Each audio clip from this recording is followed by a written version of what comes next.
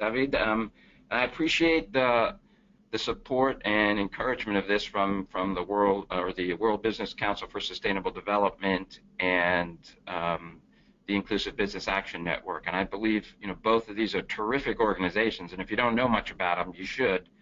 Both of them are really built around the idea of creating a network and connecting key players in this space. Before I get started on the presentation, I was just going to talk briefly about the Davidson Institute. Okay, so all I want to do briefly is just briefly just tell you. So I'm at the William Davidson Institute and also on the faculty at the Ross School of Business, and what we do is very much around this idea of, while we work closely with the ventures of today, we're very, very interested in building the domain of tomorrow. So our focus is really on building action-based knowledge. What are the lessons we've learned from what's gone before, and how does that apply to the ventures of today? So trying to build toolkits, which I'll talk about, that really support enterprise leaders. And then, of course, because we're at a business school, we do both student classes and cases, and we do exec education and customized training, and then we do things like this where we're trying to engage the community, because part of our ideas are that we want to share our findings and our learnings and then generate feedback and sort of really understand the next set of questions. So that's WDI in a nutshell, and from there I want to move into the presentation. And I think the big point, and I suspect all of you know this, is that I really think this is our time, that now more than ever we can use the power of business to solve the vexing social problems that we as a global society face. And I think, for me at least, I think the biggest challenge is the impoverishment faced by the world's poor citizens, or what we'll call the base of the pyramid. And they number now upwards of 4 billion people, so the majority of humanity. What we need to do is we need to deliver results that are at scale. And I'm certainly a believer that small is beautiful, but given the magnitude, when we talk about 4 billion, we need to think about it as a challenge for scale as well. And that's what I'm going to focus on, is how do we get to scale? And if it's 4 billion people, that's a pretty sizable business opportunity, and if it's 4 billion people, that's a pretty challenging development issue. So how do we get to scale, and how do we make sure we're economically and socially sustainable at scale? So the sense here is that, and I would argue that business and the development community really haven't been able to do this alone.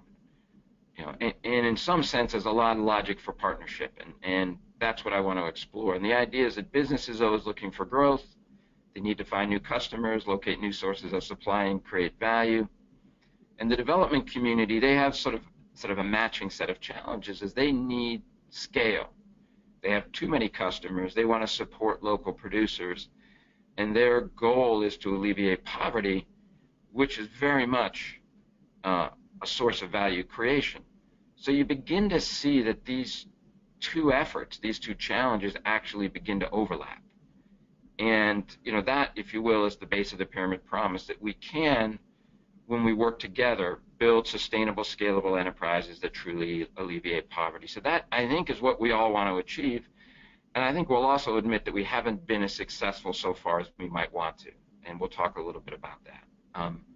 And just going back to the development community side, and what I want to do with this slide is just highlight that the development community has spent, they spent trillions of dollars and hundreds of millions each year in the name of development. And if you look at the change between going from the Millennium Development Goals to the Sustainable Development Goals, what you see is a much more robust viewpoint of the role of the private sector. Through the Millennium Development Goals, what you see is this idea of, if you look at the 8th goal, that we want to have a partnership with business, but to a large measure, this was focused around the idea that business could fund development community activities. And, as we got to the close of the Millennium Development Goals, there was a sense that we had achieved something, but not all of our aspirations. And that led, of course, to the Sustainable Development Goals. And, going from 8, it went to 17 goals. And if you look at the partnership goal, it's now much more robust, where it says a successful sustainable development agenda requires partnerships between government, the private sector, and civil society. Urgent action is needed to mobilize, redirect, and unlock the transformative power of trillions of dollars of private sector resources to deliver on sustainable development objectives. So again, now we're talking more about how can we get the private sector to be an actor, not just a financier, but an actor in this space, and to be interested in developing sustainable, scalable business models. And the development community has indicated, and you're certainly seeing it through things like impact investing, that they're willing to invest in this to support private sector development. And then the question, we sometimes ask ourselves is why now? Why all this interest? What's going on? What's driving this? And I think there are a number of things, and people might say, it's certainly the growth of the internet and more global, transparent communications, and certainly the power of technology and some of the things that are happening. But I'm going to argue that the biggest driver now and in the future is really population growth. That, if you go back to 1963, which, is when I was born, there were 3.2 billion people on this planet. 50 years into my lifetime, the population had more than doubled, more than 7 billion more people on this planet, and most of them were born into the base of the pyramid, into that socioeconomic segment. And if you look ahead, no one's, exactly sure how many people will be on the planet in 2050, but a rough estimate has been put out around 9.2 billion people. So if you look at one person's lifetime, and hopefully maybe this person will live longer than 2050. I hope you're rooting for that.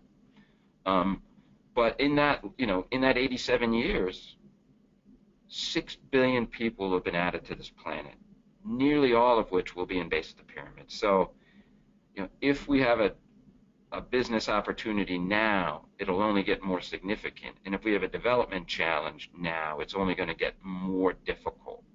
So certainly the trend is there to say that, we need, the question isn't, do we need more inclusive businesses? The question now is, how do we build better inclusive businesses? And that's certainly sort of the reflection of some trends that I've seen. We've seen growing momentum. The conversation has changed. If you dial back a decade or so, business was considered more part of the problem.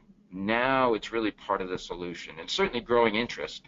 We're seeing more companies, more development partners. We're unlocking new resources. I mentioned, impact investing and others that are becoming available.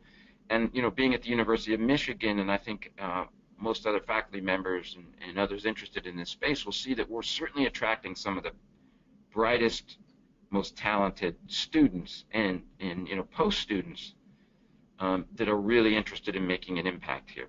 But we've had mixed venture success, and what I have seen is a lot of pilots, but not enough scalable enterprises. So pilots are good, but they are only a step in a journey towards scalability. And we've seen lots of activities, and I certainly go to a lot of events, and what I generally hear is people saying how great they're doing, but very little reflection about what they've learned on the journey. And I'm a little skeptical, I must admit, when people are always saying how great they're doing, but they haven't achieved scale. And what I think we've been missing is a sense of, what have we learned on this journey over the past 10 or 15 years? There are lots of cases and reports, but what really are the best practices? And, as David mentioned, I've written a new book, and the real focus is around building a toolkit for managers. I'm going to talk briefly about this book and the toolkit, and then move into some new things that I think are really interesting that I want to share with you. So, this book is called Base of the Pyramid Promise, and it really is this idea of, we've seen the promise of sustainable, scalable BOP impact enterprises, but we have to do more to truly deliver on that promise. We must continue to draw lessons from the experiences, both the successes and frustrations of enterprises operating in the field, and identify what works and what doesn't work. We now know enough that I don't think it's appropriate for an inclusive business leader to go in and say, well, we don't know anything, so we can sort of start with a blank slate. We do know things. We have begun to understand what works and what doesn't work. And what I focused on is this idea of standardized tools that can have customized implementation. And if you think about that, we have that in the developed world. We have models, be it the 4 Ps of marketing or Porter's 5 Forces or SWOT, where we have created tools that allow managers to address these 2 issues. One, you don't know what you don't know, and you have to operate with constrained resources, in the sense you have to make good decisions. And what we're trying to do is build frameworks and tools like SWOT or the 4 Ps or in the 5 Forces that allow managers to see the whole picture.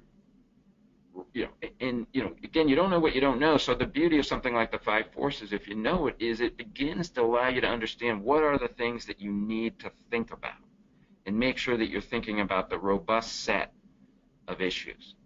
And then you can customize it and say, well, for me, these are what's really important. And that allows you to make better decision making. And that's what business schools have done for years, is to develop these tools and frameworks so that managers can really understand the landscape and then make better decisions. And that's what the focus of this book was, to really say that we can understand each one of these. How do you design for success? How do you plan for scale? How do you manage value creation? And how do you develop a robust partnership ecosystem? And the book has a tool for each, and I'm not going to go into each, other than to say that to be successful, we have to think about business model innovation from the very beginning. What are the resources, the metrics, the structure, the problem-solving approaches that we need to have? And what I will say is, if you don't get this right, if you don't set yourself up for success, the odds of going to scale are very, very low. What you need to do is increase the likelihood of success. Begin to think more carefully about what are the resources I really need. It's not just about having a talented team, but it's making sure that you have the right talent on your team. And again, there's a difference there. You can have a very talented team, but it may not have the right talent. The second is planning for scale, and you need to do this from the beginning. And I know this is a very tiny picture, but the idea is that you need to begin to think about, how do you co-create from the very beginning? How do you ensure innovation as you pilot? And how do you actually embed as you go to scale? What does this really mean? What are the capabilities, the strategies you need to go through as you co-create your model at the very start, as you pilot it, and as you embed it?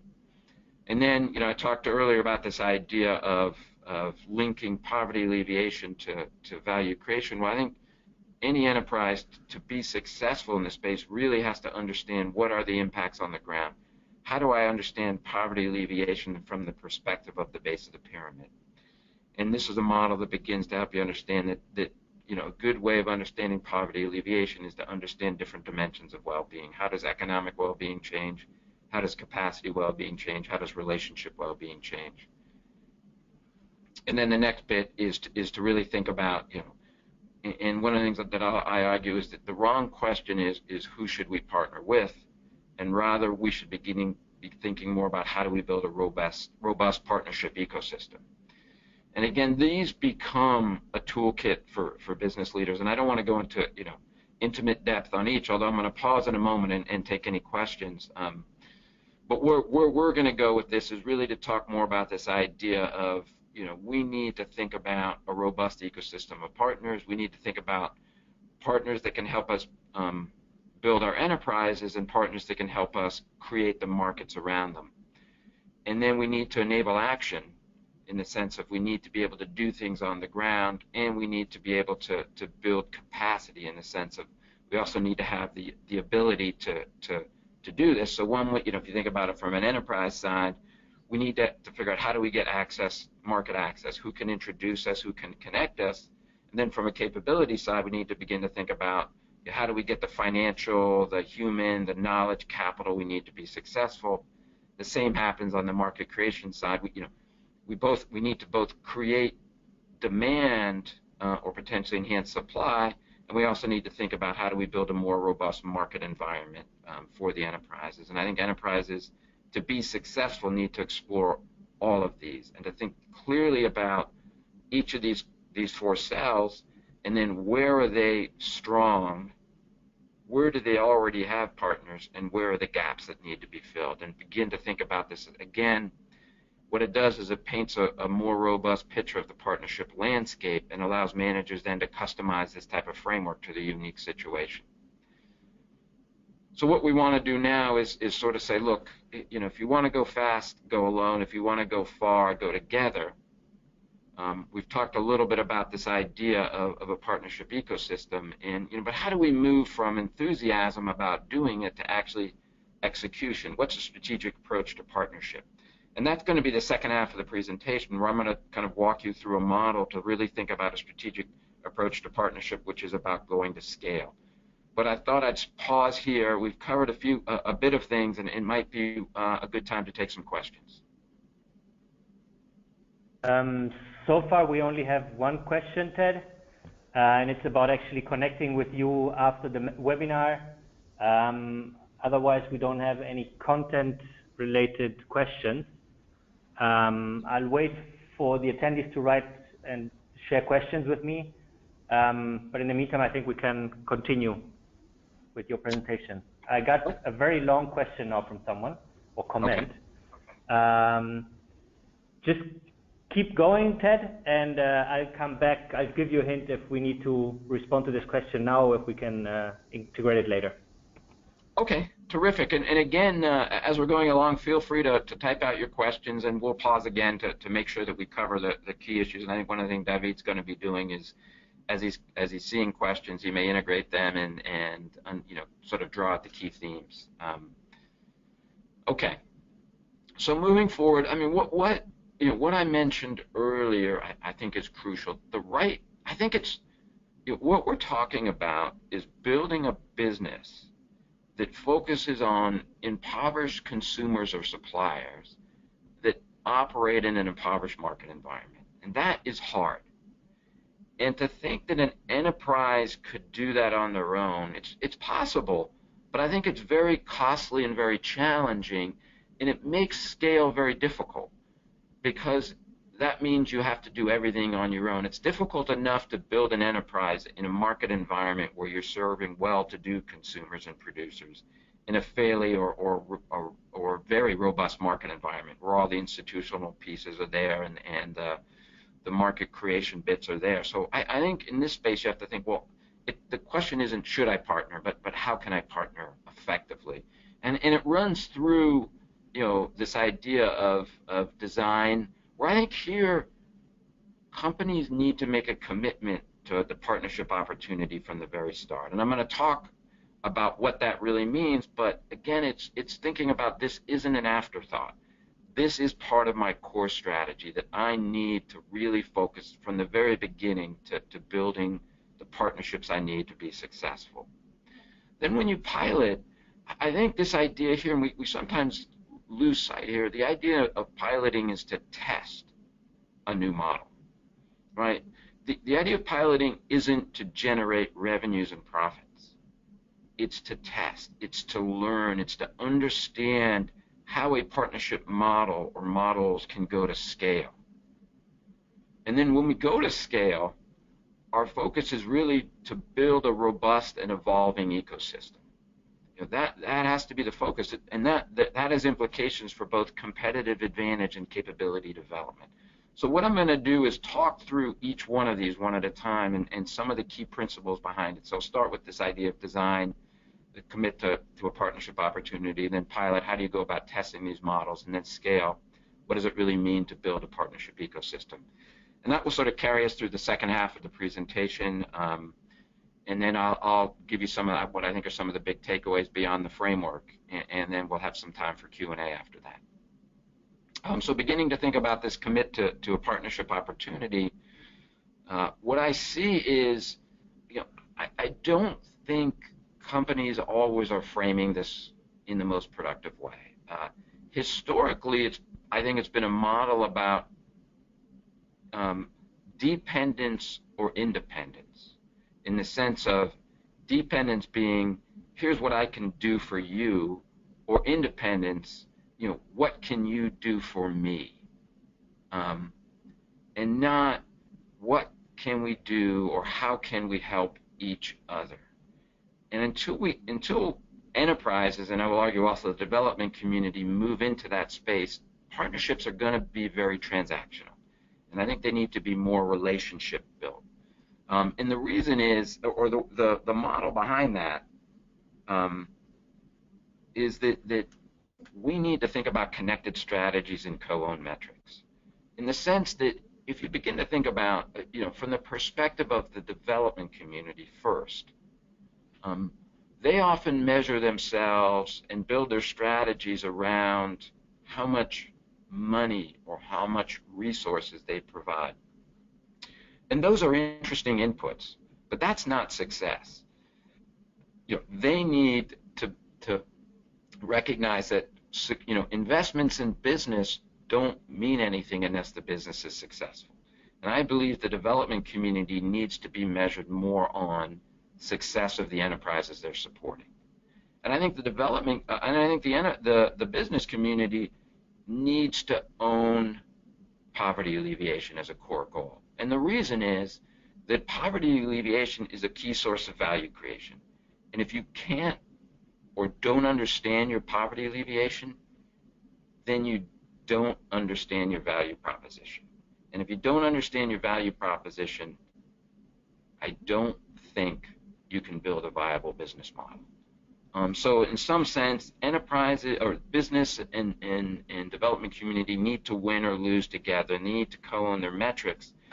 And they need to make sure they're focused on the right viewpoint. That when we started this field, there was a strong focus on this idea of finding a fortune at the base of the pyramid. And some people have continued that perspective, and I think that's useful but not correct. It's sort of, fortune finding suggests that there's a fixed amount and it's at this place, and we've just got to go there and extract it.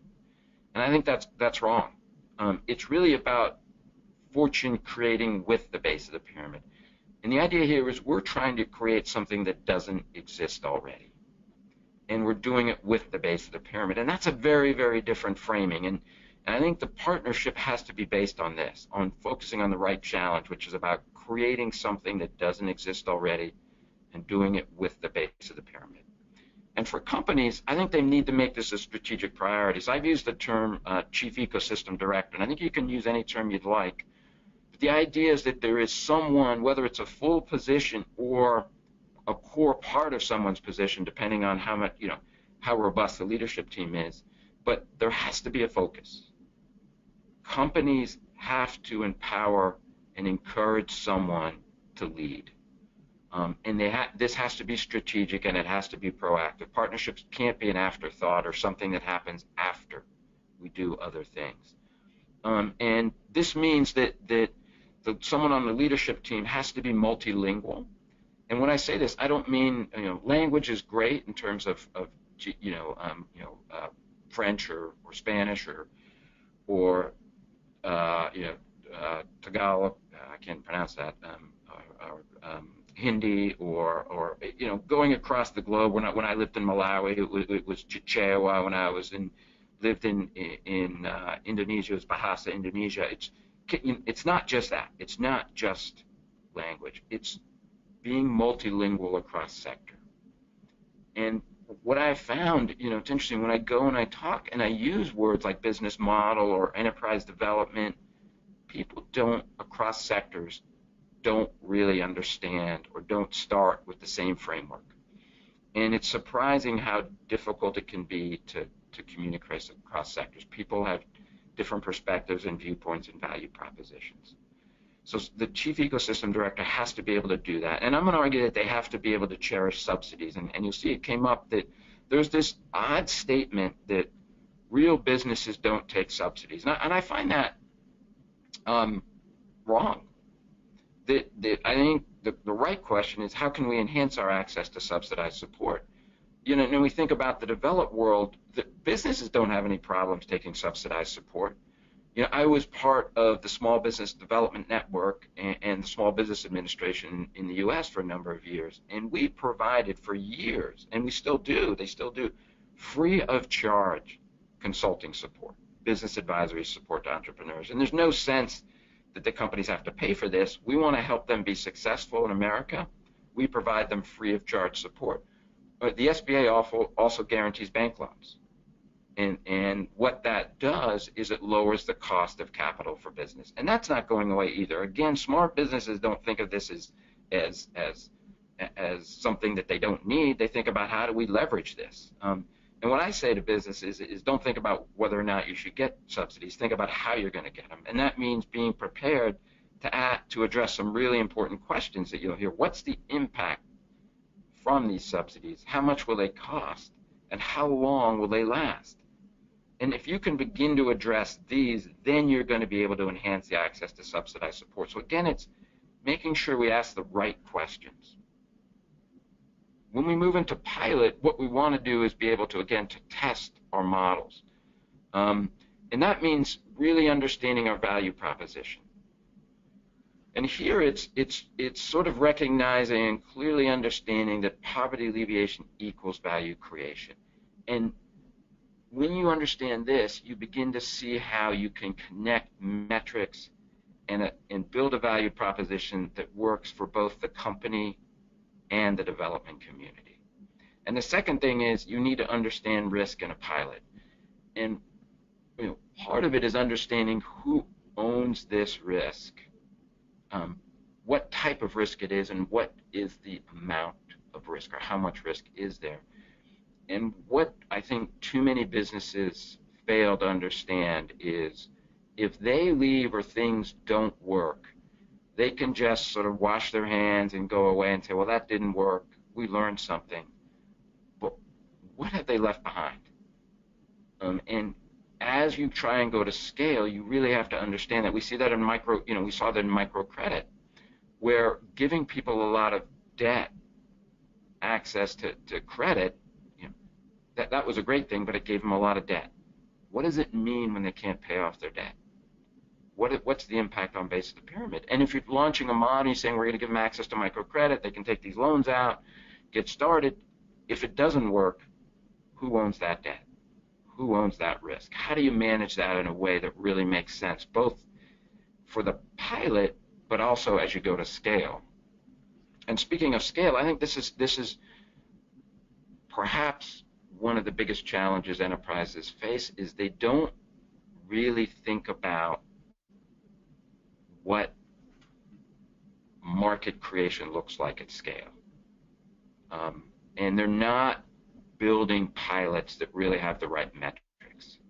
They tend to build pilots that talk about revenues and profits, and I think you have to talk about pilots that talk about learning and innovation and are testing specific hypotheses. Because what we see all too often is that, be it clean cook stoves or distributed energy or clean water, that market creation at a local basis can be very intensive, and you can be out there educating people and creating consumer awareness, and you can generate profits and you can generate, substantial revenues.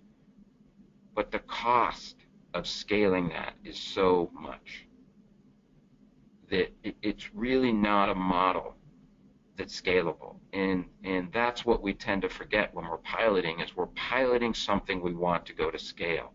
How do you work with partners in a way to create awareness, to enhance affordability, to enable accessibility that's actually scalable?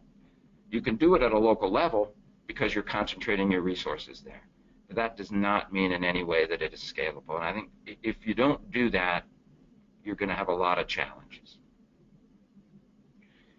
And then go into scale. If you indeed are seeking scale, you have to begin to think about what is competitive advantage. How do we leverage that? How do we actually cultivate inclusiveness and ensure scalability? And I think what we enterprise leaders have to understand is that competitive advantage can be more about the ability to cross boundaries than it can be about creating barriers. We tend to think of competitive advantage in the developed world as about how do we protect what we own, be it our intellectual property, our copyrights, our patents. And I think in base of the pyramid markets, it's more about how do we become more inclusive? How do we cross more boundaries, engage more people? And with that, how do we understand what value we have created and how much of that value we can capture? And that's crucial. Businesses have to understand both value creation and value capture. And this, when you do it, you're creating value and then you're sharing it. And you want to make sure that everyone's getting enough value to continue and that you're getting enough value to be sustainable and scalable. And a second important point is that a scalable model does not necessarily mean a scalable partnership. You may have a small model, for example, doing microinsurance and shown that there's significant farmer uptake and that there are people that are interested in issuing these policies and guaranteeing against loan loss. But that model changes dramatically when you go from 1,000 or 10,000 to 1 million, where all this idea of loan loss all of a sudden is very, very different. You're willing, to pilot and try something at 1,000 or 10,000. If it doesn't go right, you can make the farmers whole. But that's not a viable model at 1 million. And that's just one example. And we really have to understand that, scaling a model doesn't mean that the partnership you're engaged in can scale. How do we create scalable partnerships? What does that mean? And what that really means is that it's not about one partner. It's about a robust partnership network that begins to account for the challenges, the unique challenges as you go from partnership to scale, from pilot to scale. And then finally, something that you have to think about from the very beginning, but certainly is crucial when you get to scale, is are you nurturing a capability and collaboration? Because what you need to think about is, as we go from place to place, what do I really own? And how do I ensure that it's transferable? Right? And I think there is a capability that companies can build, and they have to really be focused on this. And it's a capability to engage a diversity of partners, build deep connections, access existing platforms and resources, and understand what's useful. And you begin to see this if you just think about organizations that are thinking about going the last mile or extending their distribution chain. They very rarely can they afford to do that themselves. So they need to engage in a number of partners to begin to have those conversations about who's already out there. They need to build a deep relationship so the partners are willing to share these existing platforms. And they need to understand, within all of this, what's really useful here. What is it that we really want to leverage as we go from place to place? And that's a capability that's buildable. And as you build that, you can go to new places. You can go through design and pilot and create competitive advantage faster and faster. And that's the nature of a capability, and that's the nature of an organization in the sense that you're transferring things inside the hierarchy rather than trying to always, identify them in the market around them. And I think, again, if you think about this is how do we leverage competitive advantage, how do we nurture capabilities, then that's how you go to scale with a partnership ecosystem. So, again, this is sort of the conclusion. It's just bringing us back to the big ideas here of design, thinking about committing to partnership opportunity, test those partnership models, and then really thinking about building a sustainable, scalable partnership ecosystem. So that's kind of the big idea of what I've covered in the second half of the presentation. And I think, if you think about beginning to think about takeaways overall, I think we have to move more to this idea of standardized tools and customized implementation. That things, we're designing for base of the pyramid markets. Tools built for the developed world don't necessarily translate well to BOP markets. So how do we create tools that allow managers to understand the landscape and make better informed decisions? How do we be sure we're seeking sustainability at scale? Small is beautiful, but I think that big is needed. And part of this is building a partnership ecosystem. And I think that there's a capability to doing this in the strategic approach that we've talked about, which is really going through this idea of design, pilot, scale, so that we can increase the likelihood of partnering success for BOP markets. And again, I've talked about sort of some of the key principles of each of those. So I see we have about 15 minutes left, which feels about right, and I'm wide open for question and answer from here on out. Thank you, Ted. I have a few questions now that lined up in on my screen. So I'll start with maybe the easy one, and in the meantime, the attendees can keep on typing the questions, and we'll then try and pull your leg a little bit later with the later questions. Someone is asking, what is the role of different actors? And I see a few questions that go into that direction, so I'm going to list the ones that people are asking about. What is the role of accelerators and incubators in scaling inclusive businesses? How can they do better? And the other stakeholder that is being asked about is corporate foundations. What's their role in building the partnership ecosystem? Who else could and should be involved? These are great questions. So let me, I'm writing them down so I make sure I got them. So accelerators and incubators, I mean, I think they are a crucial piece of the landscape. And I'm going to make, I am not intimately familiar. My work in this has been in the developed world, where I ran I guess we'd call it an accelerator in Loudoun County in Northern Virginia, just outside of Washington, D.C., which is, I think, still the kind of the global hub for internet. It's certainly where AOL, if you guys remember them, and MCI WorldCom were founded, or at least where they were headquartered.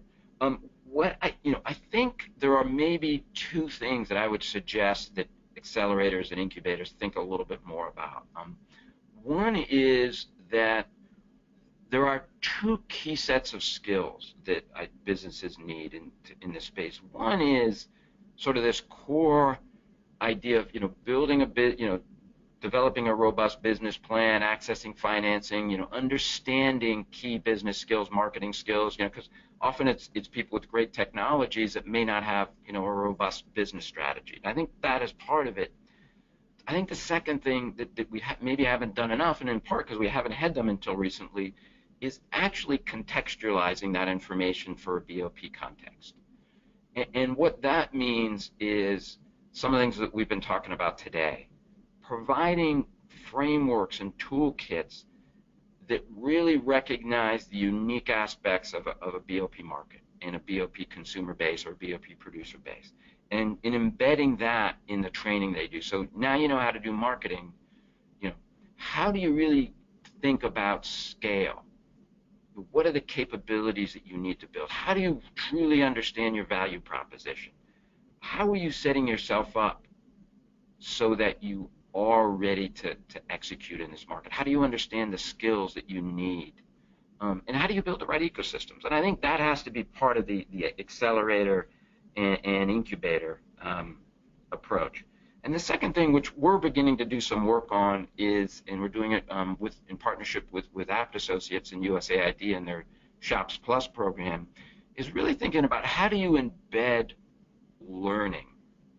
In this case, we're doing it with a challenge fund, so it's a little different, but we want to embed learning in the process so that each organization in the challenge fund is learning fast from their own activities, and they're learning across in the sense of learning from all their partners. So we are going to be trying to aggregate the learnings that are happening across these enterprises to draw the lessons. And finally, we also want to learn more about how to build a learning-oriented challenge fund in the sense. So we want to learn how to learn better. I think that incubators and accelerators, the more they can do that, the better. And I think that's going to benefit the enterprises that are part of their ecosystem. I love the question about corporate foundations. We're doing work with Walmart, and they're both the business and their foundations around engaging more smallholder farmers into their supply chain. And I think that foundations can play a tremendously important catalyzing role.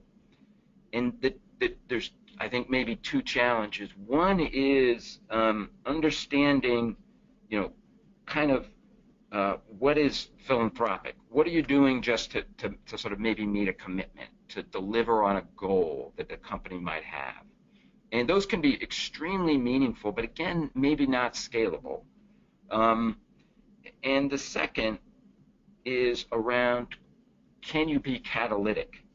Can you actually enable a business solution? Can you be an investor in something that, almost an investor in the pilot or something, or in some other way that catalyzes strategy and enterprise growth? But there's a caveat, and most, I think people in corporate foundations know this, that there's something called side dealing, where for the company cannot receive material exclusive benefit from their corporate foundation. Meaning that if you train farmers, they cannot only be directed to work with Walmart or your company. You have to make sure that that is not an exclusive way. So you just, as you're doing this, you have to be cognizant of the idea of side dealing. Is that the right term, side dealing? Maybe I'm getting the term right. I think that's right. But the idea is that the foundation benefit cannot go directly to the company. But again, both of those can be very, very powerful mechanisms, and I think they do good. And again, our question is not are they good or bad, but how can we make them even more effective? Thank you, Ted, for those ones. Since we're already with the stakeholders, we have a question around what is, in your view, the role of platforms like the Inclusive Business Action Network, the Practitioner Hub, and so on and so forth in the process you've just outlined. And I just throw in the next one right away so you can answer that as well. Are partnership always required for building scale in BOP markets? Yeah, so first, about the platforms, I think platforms are immensely important, and including platforms like, the Inclusive Business Action Network or the World Council for Sustainable Business Development, in that it's normal that we seem to work in isolation. And maybe by chance we run into someone or talk to them. We also need a structured format to bring people in and ideas together. And it could be like this, where I'm in Ann Arbor, Michigan. David, you're in Geneva, and we've got people all over the world, and this becomes a very powerful way to do it. I know the WBCSD is hosting a major event in Chennai next week, so it's another mechanism for bringing people together. Both organizations are commissioning research, sharing ideas, and I think having those platforms and those organizations out there is immensely important. The challenge, perhaps, for them is to make sure that they're not just providing information, that they're sort of separating the wheat from the chaff, if you will, because we don't need information overload. We need the best information, and that's always difficult, but that becomes important. They're doing some sorting as well. They're not just simply just pushing out tons of information. And with the question about partnerships and scale, I guess you can never answer always. Do you always need a partnership? But I think it's extraordinarily, it's much harder and more expensive to do it without a partner. Because of the challenges you see. Even if you think about, finance, and you think about impact investing, and I know there's some different definitions of impact investing, but I think that the core idea is that there is some sort of a trade-off. It's patient capital that will take maybe lower returns or longer-term returns to generate a greater social impact. Whether it's actually defined by this or not, that is subsidized support in the sense that capital could be used somewhere else to generate greater financial return. And so therefore you're having a subsidized partnership. So I think it's very difficult to go to scale without partners. And I think the right question again is what is the right ecosystem I need to build, and to go through a strategic approach, being wide open to this idea of saying, look, there's a set of things that I need to do to be successful. Here are the things that I am really good at and I can go to scale with. Here are the things that I need help with to go at scale, not at pilot, but at scale. And how am I going to get these done? Do I want to own them? or do I want to build a network of partners to help me do it? And what are the implications of those choices? And I think in general, you're going to find that it's going to be very difficult to build everything to scale by yourself. But again, I suspect that it will be possible in some cases, but I would say the majority no. Thank you, Ted. I see that we only have 5 more minutes left, so I will have to pick a few questions. But what I would suggest to the attendees, that the audience, is we will try, and Ted and I will try and answer those questions in a written form as well after the webinar and share them then with the participants. We have a few minutes, so let's go into one question actually that also is, I had on my list already. On piloting and designing to really achieve scale, someone is asking if you could give us a more concrete example of what deliberate, scalable piloting looks like. So I have a very short input there, but maybe you have an example of really a model that started off deliberately thinking of that. I remember chapter 3 in your book. Yeah, no, I could. I mean, if you've got one, go ahead, David. What we should do is, as much as possible, let's move through as many questions as we can now, so that people can get their answers. So you've got one in mind, please. Yes. Well, I think of, and that's a young example, but I think, and future only will tell us if they will have success with it. But if we take the example of Novartis, who has tried different paths in terms of social engagement or inclusive business models, they have one model where they actually go through a system with their foundation, which I think you were alluding to in terms of what can they do for the business. They have a successful model which they themselves don't really see as scalable or model at scale in India, the Arogya Parivar, but they now set up a business line called Novartis Access, which looks actually from the start at reaching a high number of patients. Otherwise, the whole business model doesn't make sense.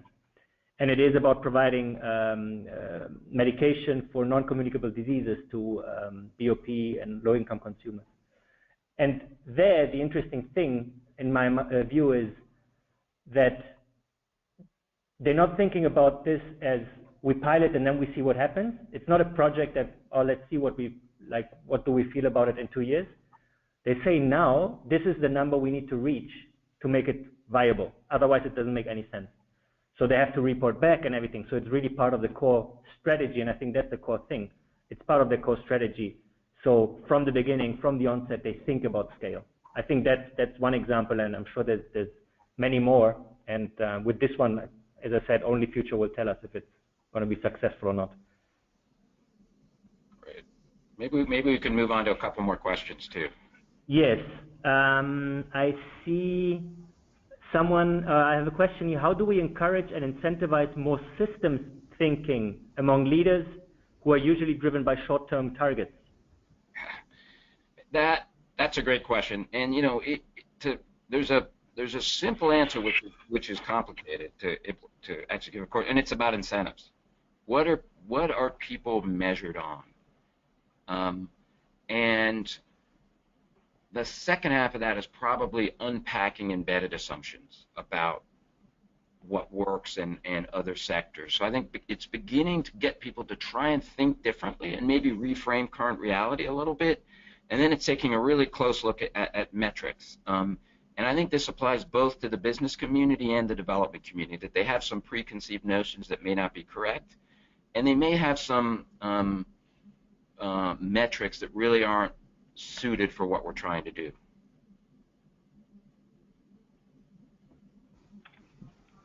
I will leave it at that, Ted. I think you're hitting a button there that is,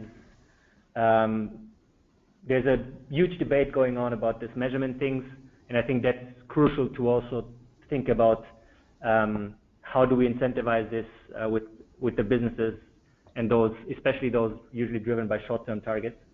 Measurement is a crucial piece of it.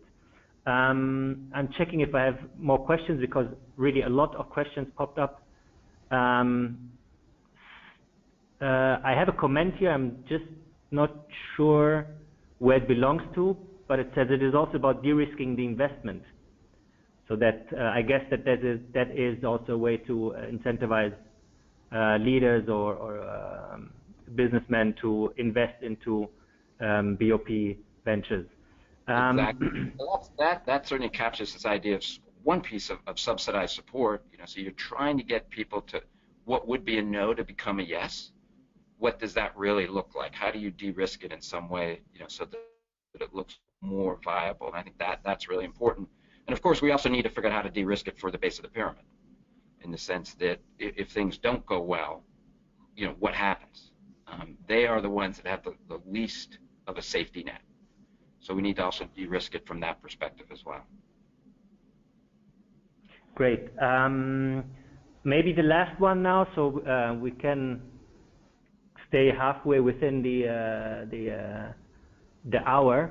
How can businesses work with partners to deal with asymmetrical risk borne by those who are involved, which is actually basically going back to what you were just mentioning, de-risking it for the BOP as well, and for the businesses. But how can that be done? I think the first question is we need to understand the risk. What risk is out there? How much risk is there, and who will own the risk? And then we can begin to think about managing that. But until we really understand it, and I think we sometimes forget that, what's the risk? For nonprofits, for example, working with a company, there's a fair amount of reputational risk that they put out there if things go wrong, because they have their own set of stakeholders. What does that mean?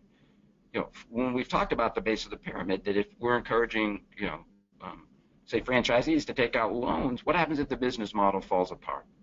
And then there's individual risk. If you're running an enterprise and it doesn't work, what are the career implications for you? And again, there can be all kinds of things going on. So what we need to do is just be more, the starting point is just understanding, or trying to understand, knowing that we can't predict everything, at least trying to understand what we can predict or can think through about risks, who owns them, how much, how big are they, and what type of risk is it? And then we can begin to address that question, because it is asymmetrical in some respects, because some can withstand risk better than others.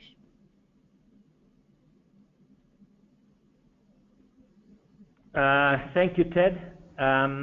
I have a very simple one. I think that's something that I will respond to very quickly. Someone was asking, where can we find and how can we reach out to best practices? After the webinar, we will share some more information about our respective organizations, but also about other partners that we work with. And you will find there some directions as to, first of all, where do you find these best practices? And some indication as to, as well, how can you reach out to them. I think that's a very quick one that we can write up and share with everyone. That's basically also one of the roles of the Inclusive Business Action Network, is helping these things happen and helping people navigate the space. I think, I had one here. I think, Ted, that's a question we take back and respond in a written way. Is about is the robust partnership ecosystem you're proposing going to span to West Africa? I think that we might have to clarify a little bit. I think what we need to do is one of the things we're trying to do is also work with the development community, because the flip side of the challenge for companies is companies are trying to build a robust ecosystem, but the pieces of the ecosystem that they need have to be in place.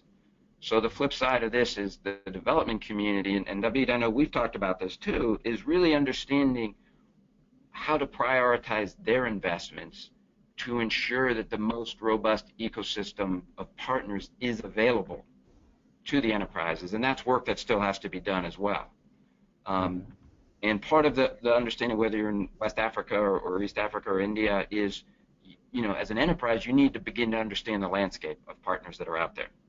Right. Remember, that's that first piece of having a strategic approach, is really beginning to say, I need to, and part of executing is really beginning to say, I'm going to focus as a strategic priority about building a partnership ecosystem. What's out there? What's available to me? Not what do I just find, who comes to me, or do I hear about a contest, or an event, but I need to be more proactive and start looking and talking to people and figuring out what are the potential partners I might want to explore. So I just want to add one more thing, David, is, if you have a question, feel free to reach out to me at tlondon@umich.edu or ted_London on Twitter or something like that.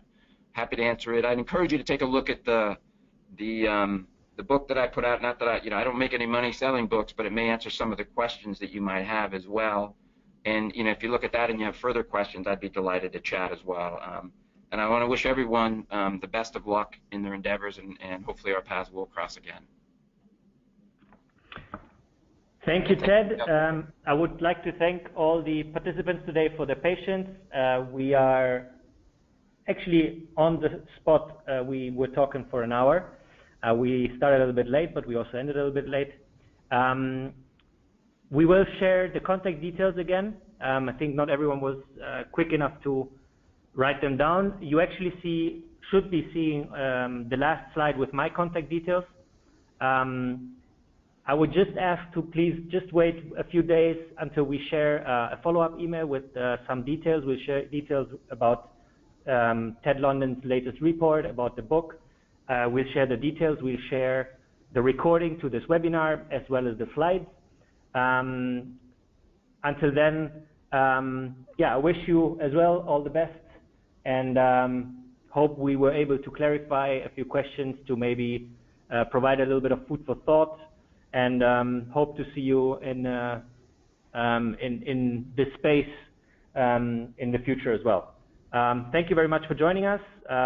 Again, have a nice day, afternoon, or evening, or what is left of it, depending on where you are. Thank you very much, Ted. See you soon. Thank you.